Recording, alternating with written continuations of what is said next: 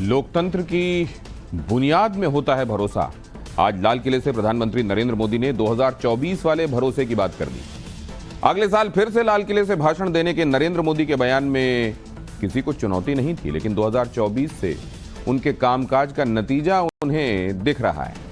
हालांकि विपक्ष इससे उलट तस्वीर रख रहा है, ये उनका हक भी है। देखिए आज प्रधानमंत्री की लाल किले के स्पीच के बाद कौन सी राजनीतिक तस्वीर उभरी।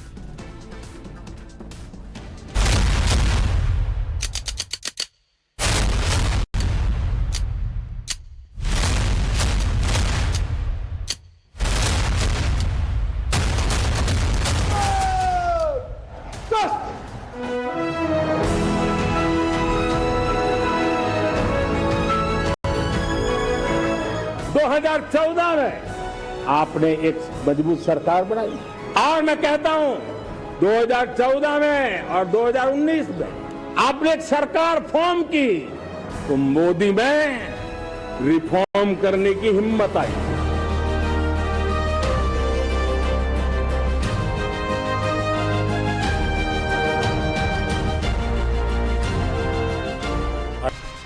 नरेंद्र मोदी ने लाल किले से अपने विश्वास की ताकत देशवासियों के सामने रखी।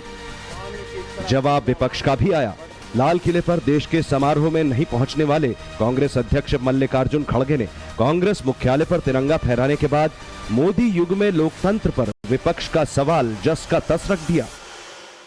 मुझे ये कहते हुए बहुत पीड़ा हो रही है कि आज लोकतंत्र, संविधान और संस्थान तीनों पर बहुत बड़ा खतरा है। पार्लियामेंट में विपक्ष के सांसदों को निलंबित कर उनकी आवाज को कुचलने की कोशिश की जाती है और आज लोग ये कहते हैं कि डेमोक्रेसी को मजबूत हम बनाते हैं। देशवासियों के सामने एक बयान राहुल गांधी का भी आया। भारत माता हर एक भारतीय की आवाज शीर्षक से राहुल गांधी के बयान में कहा गया, भारत माता जमीन का टुकड़ा भर नहीं, कुछ धारणाओं का गुच्छा भर नहीं, न ही किसी एक धर्म, संस्कृति या इतिहास विशेष का आख्यान, न ही कोई खास जाति भर, बल्कि हर एक भारतीय की पारा पारा आवाज है भारत माता। चाहे वो कमजोर हो या मजबूत, उन आवाजों में गहरे पैठी जो खुशी है, जो भय और जो दर्द है, वही है भारत माता। स्वतंत्रता दिवस के दिन राहुल गांधी का ये बयान उन संदर्भों में जरूर देखा जाएगा जो उन्होंने अभी संसद में भारत माता को लेकर कहा था। संसद में रिकॉर्ड से भारत माता पर राहुल गांधी का बयान हटाना पड़ा है और अब शायद राहुल गांधी संसद के अपने बयान पर एक तरह से मानो सफाई दे रहे हों। राजनीति की ऐसी सफाइयां शायद 2024 के मुकाबले का मौजू तय करें। फिलहाल तो आप 2024 पर खींची गई मोदी की लकीर पर राजनीति की प्रतिक्रिया भी सुने। सर, मोदी जी अगला बार आप हरा पाएंगे? नहीं हरा पाए तो क्या आज उनका क्या मना है?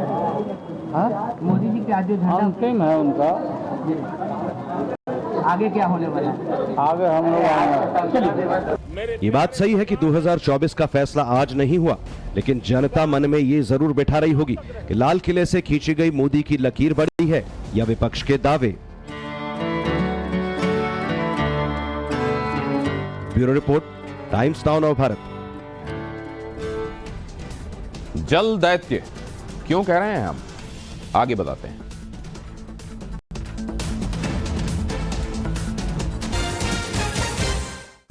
आधा हिंदुस्तान इस वक्त बाढ़ का बवाल झेल रहा है।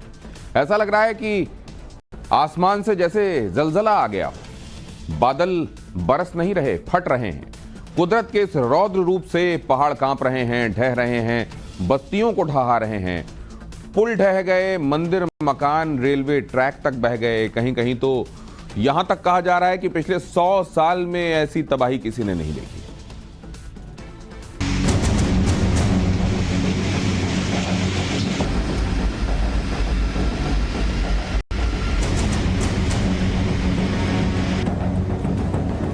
देवभूमि के आसमान में जैसे जलजला आया है। हिमाचल में लगातार 70 घंटे बारिश ने सब कुछ तहस नहस कर दिया। दर्जनों बार बादल फटा, सैकड़ों जगह लैंडस्लाइड हुई। घर, मकान, सड़क से लेकर मंदिर तक सब बह गए। बादलों के हमले से पहाड़ कांप गए, धरती फट गई, इंसान त्राही कर रहा है। कुदरत के विध्वंस की ऐसी तस्वीर हिमाचल ने पहले नहीं देखी।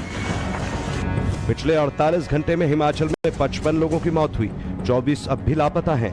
मंडी में सबसे ज्यादा 19 लोगों की जान गई, शिमला में 16, सोलन में 10, सिरमौर में 4 और हमीरपुर चंबा में एक शख्स की मौत हुई, जबकि कांगड़ा में 2 जान गई हैं। कांगड़ा में 24 घंटे में सबसे ज्यादा 273 मिलीमीटर बारिश दर्ज की गई। हिमाचल के मंडी जिले में सबसे ज्यादा विनाश हुआ है। मझयाली में बादल फटने के बाद ऐसी तबाही मची, तस्वीरें देखकर रूह कांप गई। देखते ही देखते नाले का सैलाब आया और पूरा घर मलबे के साथ बह गया। कुदरत के कहर के सामने इंसान किस कदर बौना साबित होता है, तस्वीरों के जरिए समझ लीजिए। इस प्रलयकारी सैलाब के सामने कोई नहीं टिक सकता। विनाश ऐसा कि चंद सेकंड में घर की दीवारें, छत और सामान तिनके की तरह बह गए। बादल फाड़ तबाही की लाइव तस्वीरें जिसने भी देखी वो कांप गया। फिलहाल हमारे डैमेजेस में सबसे बड़ी तो हमें 4 कैजुअलिटी रिपोर्ट हुई है। एक धर्मपुर के साइड से 2 और यहाँ मझबाड़ यानी कि मंडी सदर से ही। और उसके बाद जितना अभी प्रॉपर्टी का नुकसान हुआ है उसका असेसमेंट हम नहीं कर पाए। जैसे कि आप यहाँ देख रहे हैं कि जितने भी घरों के आसपास की जो कंस्ट्रक्शन वॉल्स थी उससे लेकर सारा मलबा नीचे आ चुका है। मंडी के रामनगर इलाके में भूस्खलन ने ऐसी तबाही मचाई है, तस्वीरें देखिए। यहाँ 24 घंटे में 2 बार पहाड़ टूटा है। सुकेती खंड के पास विश्वकर्मा मंदिर है, उस पर भी मलबा गिरा। यहाँ आसपास के कई घरों पर ढहने का खतरा मंडरा रहा है। बारिश ने अपने पीछे जो तबाही मचाई है उसकी भयंकर और दर्दनाक तस्वीरें अब सामने निकल कर आ रही हैं। आप देखिए, ये मंडी का रामनगर इलाका है और यहाँ पर लैंडस्लाइड हुआ था, कल भी हुआ था और देर रात एक बार फिर से लैंडस्लाइड हुआ है, जिसके चलते बड़ी मात्रा में जो मलबा है वो आकर नीचे गिरा है। उसके साथ साथ आप देखिए, जो मलबा है वो विश्वकर्मा मंदिर है एक यहाँ बिल्कुल सुकेती खड्ड के पास, इसके प्रांगण में भी मलबा पहुँच गया है और पूरी तरीके से जो मंदिर है हालांकि उसको नुकसान नहीं हुआ, लेकिन मंदिर प्रांगण में मलबा ही मलबा नजर आता है। लेकिन इससे बड़ा जो खतरा है, बड़ा जो संकट है, वो इस पहाड़ी पर बने घरों को लेकर है। लोगों के घरों में दरारें आ गई हैं। दहशत के चलते लोग अपना जरूरी सामान लेकर घर खाली कर रहे हैं। तो घर खाली करा दिए, प्रशासन ने भी बोला है डेंजरस है, रहना कैसे है यहाँ पे। अभी तो स्थिति है, बच्चे छोटे छोटे सब परिवार सारा ही इधर से उधर जैसे जैसे आस पड़ोस में पूरी सहायता दे रहे हैं, तो थोड़ा सा अभी टेम्परेरी वहाँ शिफ्ट हुए हैं हम। कहाँ जा रहे हैं आप? अभी तो पड़ोस में ही कर रहे हैं, सामान थोड़ा सा यहाँ से सेफ जोन में ले जा रहे हैं ताकि बाद में कुछ करें तो कहीं स्टेबल कर सकें। कितने सदस्यों का परिवार है आपका? हमारा 20 से 25 बंदोबस्त परिवार है। मंडी में ब्यास और सुकेती नदी का उफान तबाही मचा रहा है। पंचवक्त्र मंदिर अब भी आधे से ज्यादा डूबा है। मंडी को जोड़ने वाले सभी हाईवे ब्लॉक हैं। लिंक रोड भी ध्वस्त होती जा रही है। जिले के कई इलाकों में हालात भयावह हैं। मंडी मनाली नेशनल हाईवे पर हालात इतने खराब हैं, इसे खोलने में 10 दिन लगेंगे। मंडी पहुंचने के लिए कोई रास्ता सेफ नहीं है, सिर्फ पैदल ही मंडी तक पहुंचा जा सकता है। कोई भी सड़क वाहनों के चलने लायक नहीं बची।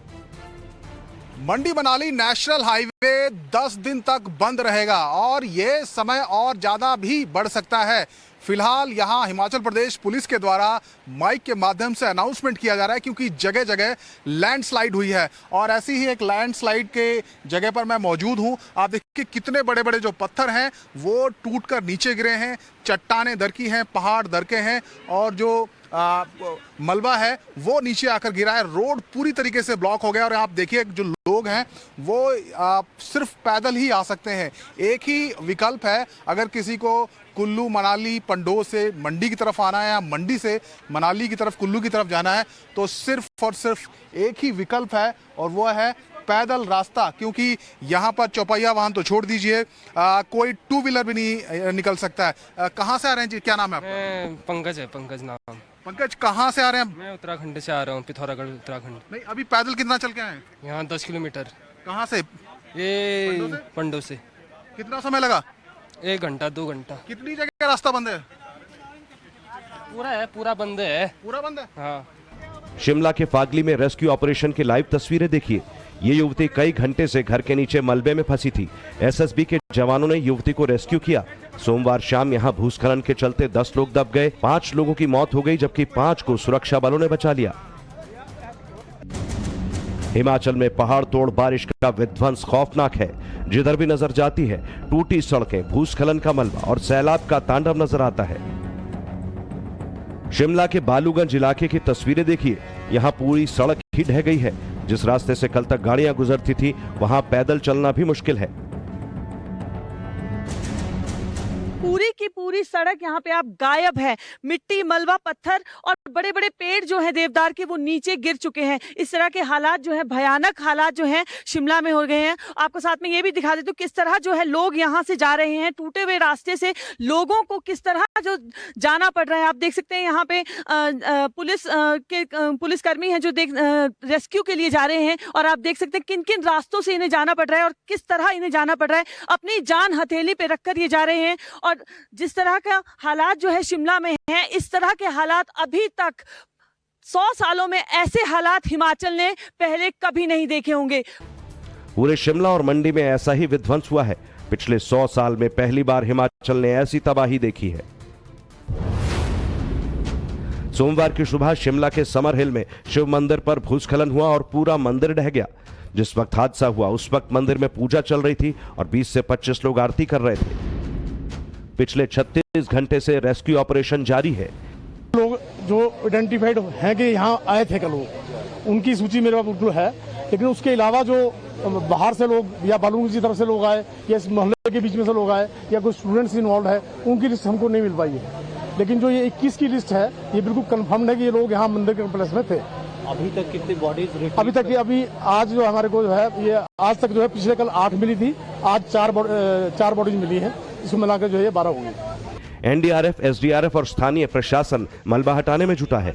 बीती रात भारी बारिश के चलते रेस्क्यू ऑपरेशन बंद करना पड़ा। मलबे से अब तक 12 शव निकाले जा चुके हैं। अपनों की तलाश में लोग अब भी भटक रहे हैं। मेरे जो कलीग्स है पीटी जो अविनाश जी है, उनके यहाँ दबे होने की सूचना हमें करीब 8:30 बजे मिली और मैं विद प्रिंसिपल एंड जो हमारा वो स्टाफ था और हमने 3-4 बंदे हम इसी पॉइंट में आए और 3-4 हमने एक हॉस्पिटल में वो रखे और 3-4 जो दूसरी वाली अभी भी उम्मीद है आपको कि नहीं, क्योंकि उनके साथ उनके एक जो मामा जी थे श्री आनंद किशोर जी, शंकर नेगी जी, उनका फ़ोन आया था कि भाई हमको आप सेव करो। तो इसी कड़ी को हम ये देख रहे हैं कि शायद पॉसिबिलिटी हो सकती है कि भाई अंदर से दबे हुए हैं। उनका फ़ोन आपको आया? हाँ, उनका कल जो है 9 बजे के आसपास जो है उनका फ़ोन आया था मॉर्निंग। और जैसे ही हम आए तो कल से देख रहे हैं जो प्रशासन का भी जो ये एक्टिविटी है उसमें भी हम देख रहे हैं कि उतना है नहीं है। जिस पॉइंट में फ़ोन आया अगर उस पॉइंट को कल ही आप शायद कल भी आए थे, कल भी देख रहे हैं वैसे लगा है। तस्वीरें देखिए सोमवार सुबह किस तरह शिमला कालका रेलवे ट्रैक के नीचे से पहाड़ धंसा और भारी मलबा मंदिर के ऊपर आ गिरा। भूस्खलन के साथ बड़े बड़े पेड़ और पत्थर नीचे गिरे और लोगों को बचने का मौका नहीं मिला। सुबह ही आज बॉडी से 2 और लोगों को निकाला गया है। मेरा ये मानना है कि तकरीबन 55 के करीब मृत्यु हो चुकी है। 55 के करीब लोग हमें छोड़कर जा चुके हैं। तो अब मैं अभी ये इस दृष्टि से मेरा यह मानना है कि मौतों का आंकड़ा और बढ़ सकता है। सीएम सुखविंदर सुक्खू ने कहा कि प्रदेश में स्थिति अच्छी नहीं है। सरकार की प्राथमिकता राहत एवं बचाव की है। उन्होंने बताया कि 55 के करीब लोगों की जान चली गई है। शिमला, मंडी और सोलन में रेस्क्यू ऑपरेशन में आर्मी का हेलीकॉप्टर भी लगाया गया। सीएम सुक्खू का कहना है कि केंद्र सरकार से लगातार संपर्क में है और प्रशासन की टीम लोगों को हर संभव मदद मुहैया करा रही है। सोलन की ये भयानक तस्वीरें देखिए। यहाँ भूस्खलन के बाद पूरा घर ढह गया और 7 लोग दफन हो गए। घर का नामो निशान ही मिट गया, सिर्फ मलबा और कीचड़ नजर आ रहा है। पिछले 72 घंटे में शिमला, मंडी और सोलन जिलों में बारिश ने सबसे ज्यादा तबाही मचाई। भूस्खलन के चलते मंडी की 323, शिमला की 234 और सोलन की 93 सड़कें पूरी तरह बंद हैं, जबकि पूरे हिमाचल में अभी 857 सड़कें बाधित हैं। भारी बारिश और जलभराव के चलते रोडवेज की 250 बसें फंसी हैं। मंडी में कई गांव अब भी जलमग्न हैं। मौसम विभाग ने अगले 24 घंटों के लिए राज्य में भारी बारिश का अलर्ट जारी किया है। मंडी, सोलन, कांगड़ा, हमीरपुर और ऊना जिलों में बादलों का तांडव जारी रहेगा। कई जगहों पर भूस्खलन, सड़कें धंसने और पहाड़ टूटने का भी अलर्ट जारी किया गया है। शिमला से पूनम शर्मा और मंडी से मनोज कुमार के साथ bureau report, times now Navbharat. एक तरफ पीएम मोदी ने 2024 में भी लाल किले से तिरंगा फहराने का ऐलान कर दिया, तो दूसरी तरफ दूसरी तरफ चर्चा ये कि क्या प्रियंका गांधी 2024 में बनारस से चुनाव लड़ेंगी। रॉबर्ट वाड्रा के प्रियंका गांधी को एक सांसद के लिए योग्य बताने के बाद अब शिवसेना नेता संजय राउत की प्रतिक्रिया सामने आई है। संजय राउत कहते हैं कि अगर बनारस से प्रियंका गांधी वाड्रा मैदान में उतरती हैं तो वो पीएम मोदी को हरा देंगी। संजय राउत के इस दावे पर बनारसी क्या कहते हैं और क्या है वो जमीनी सच्चाई जो प्रियंका के रिपोर्ट कार्ड के तौर पर दिखाई देती है। देखिए सवाल पब्लिक का की ये एक्सक्लूसिव स्टोरी।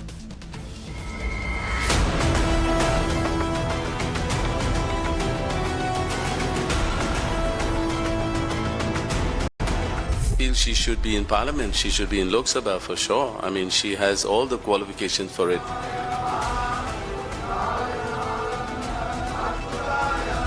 आम्ही राष्ट्रीय राजकारण पाहत असतो। वाराणसीतून जर प्रियंका गांधी निवडणुकीला उभ्या राहिल्या तर मोदींना वाराणसी सोडणं कठीण आहे। प्रियंका जी, आपका स्वागत है, हिम्मत रखिए, आगे बढ़िए।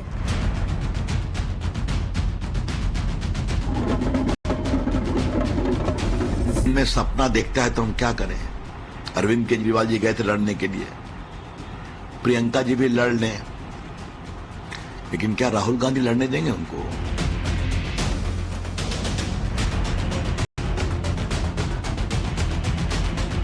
प्रियंका गांधी खुद अच्छी तरीके से जानती हैं कि बनारस के काशी के कड़कड़ में मोदी जी का वास जिस तरह से शिव जी का वास है और उन्हीं की तरफ से मोदी जी का भी वास हो चुका है। बनारस तो असंभव है, दूर दराज तक कोई संभावना नहीं है। प्रियंका गांधी खुद भी लड़ेंगी तो जमानत बचाना मुश्किल हो जाएगा। 24 की राजनीति के काशी अध्याय पर दृष्टि उद्धव के संजय की अटकी है। खंडित हुई शिवसेना से आहत संजय कहते हैं अगर प्रियंका काशी के रण में उतरी तो प्रधानमंत्री मोदी के लिए विजय मुश्किल हो जाएगी। पहले सुनिए संजय की दूरदृष्टि वाला बयान। आम्ही राष्ट्रीय राजकारण पाहत असतो। वाराणसीतून जर प्रियंका गांधी निवडणुकीला उभ्या राहिल्या तर मोदींना वाराणसी सोडणं कठीण जाईल आणि प्रियंका गांधी जिंकतील असं मला खात्री आहे। यावेळेला अमेठी, रायबरेली, वाराणसी इथे वेगळे निकाल लागतात। देशाचं राजकारण पूर्णपणे बदलतं। ये वो संजय हैं जो मातोश्री में बैठकर उद्धव को शिवसेना के भीतर का हाल सुनाते थे, महाअघाड़ी के बल प्रताप को बताते थे, महाअघाड़ी की मजबूत सरकार बनाते थे और जब आंख खुली तो शिवसेना खंड खंड हो गई। वही संजय आजकल माया नगरी में बैठकर करीब 1500 किलोमीटर दूर काशी में मोदी के लिए प्रियंका गांधी वाड्रा को चुनौती बता रहे हैं। तो क्या संजय की यही अदूरदृष्टि शिवसेना को ले डूबी?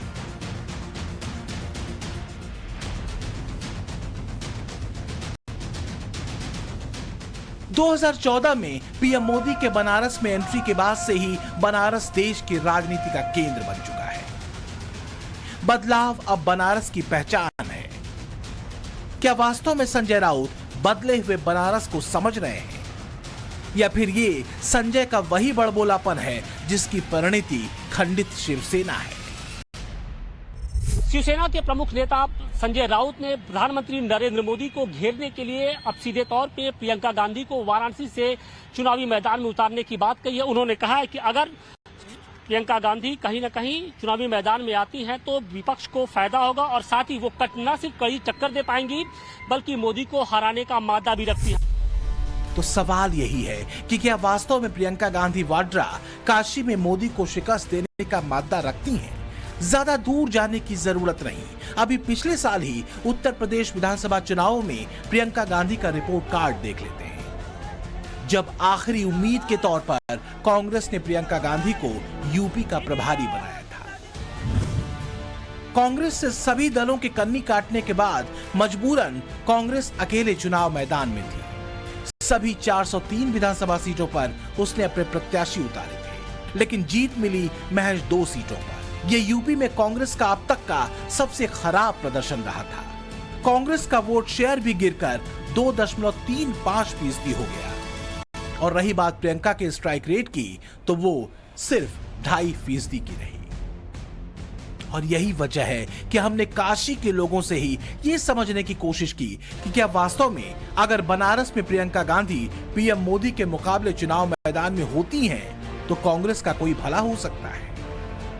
राउत जिन्होंने इस बात को कहा है कि प्रियंका गांधी टक्कर दे पाएंगी, वो भी मोदी जी को दे पाएंगी, ये संजय राउत ऐसे लोगों का नाम है जो लोग अनाप शनाप बकने के लिए ये लोग फेमस हैं। और ये लोग क्या बोल रहे हैं, अपनी पार्टी तो ये लोग बचा नहीं पाए, ये आके कह देते हैं कि प्रियंका गांधी मोदी जी को टक्कर दे पाएंगे। ये प्रियंका गांधी खुद अच्छी तरीके से जानती हैं कि बनारस के काशी के कड़कड़ में मोदी जी का वास, जिस तरह से शिव जी का वास है, और उन्हीं की तरफ से मोदी जी का भी वास हो चुका है। प्रियंका गांधी और मोदी जी का कोई तुलना ही नहीं है, जमीन और आसमान का अंतर है।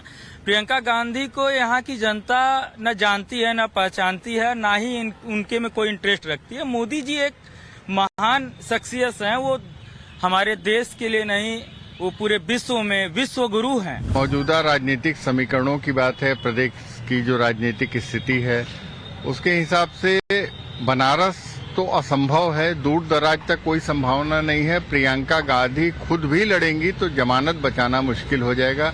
पिछली बार के चुनाव में उनके कांग्रेस के जो प्रत्याशी थे, 3-4 बार के विधायक रहे अजय राय, उनकी जमानत नहीं बची थी। टक्कर देना का यह है कि इलेक्शन बहुत अच्छा हो जाएगा, हाई प्रोफाइल इलेक्शन हो जाएगा यहाँ पे, और प्रियंका गांधी और मोदी जी जब लड़ेंगे तो पूरी दुनिया का एक जो है एम जो रहेगा, निगाह जो रहेगी यहाँ रहेगी, और अच्छा चुनाव होगा, मजा आएगा बनारस वालों को। और बनारस वाले मस्तियों का शहर है, मस्ती लेते हैं, दोनों को लड़ने में हम लोग मजा लिया जाएगा। काशी धर्म की नगरी है और धर्म का मतलब बनारसियों के लिए रिलीजन नहीं बल्कि रैशनल सोच है। 2014 के पहले और बाद के बदले हुए बनारस की तस्वीर का आभास रैशनल बनारसियों को बखूबी पता है। यही वजह है कि 2 बार कांग्रेस प्रत्याशी यहां से अपनी जमानत तक जब्त करवा चुके हैं। 2014 के बाद से पीएम मोदी ने बनारस को एक धार्मिक नगरी के तौर पर शानदार तरीके से विकसित किया, लेकिन आधुनिक इंफ्रास्ट्रक्चर के साथ, जिसमें बनारस को एक पर्यटन क्षेत्र के तौर पर विकसित किया गया। इसके साथ ही हेल्थ और एजुकेशन सेक्टर में भी शानदार काम हुआ। 2014 से पहले विकास की रफ्तार से छूटी काशी की देश से कनेक्टिविटी बढ़ी और इसका सीधा असर क्षेत्र के रोजगार पर भी हुआ। जैसा कि आप जानते हैं, आप खुद देखते हैं, जब मोदी जी और योगी जी के आने से पहले बनारस में कोई ऐसा सड़क नहीं होता था जहां पे हम लोग कभी घूमने के लिए चले जाएं। घाटों पे जाते थे तो बदबू के अलावा कुछ नहीं मिलता था। हम लोग इतनी श्रद्धा भाव के साथ जाते थे, लेकिन वहां पे साफ सफाई नहीं रहा करती थी। लेकिन आज घाट का हर एक सीढ़ी वहां पे बैठने का मन करता है। वहां का पानी देखिए, वहां के लोग, वहां का वातावरण देखिए, वहां की साफ सफाई देखिए। इतनी साफ सफाई अब कहाँ मिलेगी। और इस समय काशी में जो एक बार किसी भी घाट पे घूमने चला जाता है, उसको वहां से आने का मन नहीं करता है। इतना काम मोदी जी के इसमें हुआ है कि जितना कि पूरे पूर्वांचल में मुझे लगता है कि मिला करके जितना काम हुआ होगा उतना अकेले, क्योंकि बनारस सबका सेंटर है। सबकी जगह से कनेक्टिविटी वाली रोड हो, चाहे रेल की कनेक्टिविटी हो, एयर कनेक्टिविटी बढ़ गई है। अब जलमार्ग पे भी उन्होंने काम शुरू कर दिया है। तो पूरे पूर्वांचल को, देश को जोड़ने का जो काम उन्होंने किया है, जितना यहाँ पे काम हुआ है वो अकल्पनीय है, अतुलनीय है, अविश्वसनीय है। तो क्या 2024 की जंग में काशी अध्याय इन्हीं 3 मुद्दों पर लिखा जाएगा? भव्य काशी विश्वनाथ कॉरिडोर तो है ही, इसके साथ ही ज्ञानवापी मुद्दा भी सुर्खियों में है। और इन सब के बीच बदले हुए बनारस की तस्वीर बनारसियों के लिए उम्मीदों से आगे की तस्वीर की तरह है। तो फिर सवाल यह है कि क्या मोदी विरोध की भावना में उतराते संजय राउत बनारस की जमीनी सच्चाई से चूक गए? क्या वास्तव में संजय प्रियंका गांधी और कांग्रेस के हितैषी हैं? इसका जवाब खुद कांग्रेसी नेता प्रमोद कृष्णम ने संजय राउत को दे दिया। आचार्य प्रमोद कृष्णम ने चुटकी ली और लिखा, उद्धव जी भी जीत जाएंगे। दरअसल कांग्रेस नेता प्रमोद कृष्णम भी उस सच्चाई को बखूबी समझते हैं जिससे संजय राउत मोदी विरोध में कन्नी काट जाते हैं। लेकिन बात सिर्फ इतनी नहीं है। असल में 2 दिन पहले प्रियंका गांधी के पति रॉबर्ट वाड्रा ने प्रियंका गांधी के सांसद बनने को लेकर भी अपनी राय रखी थी। और अब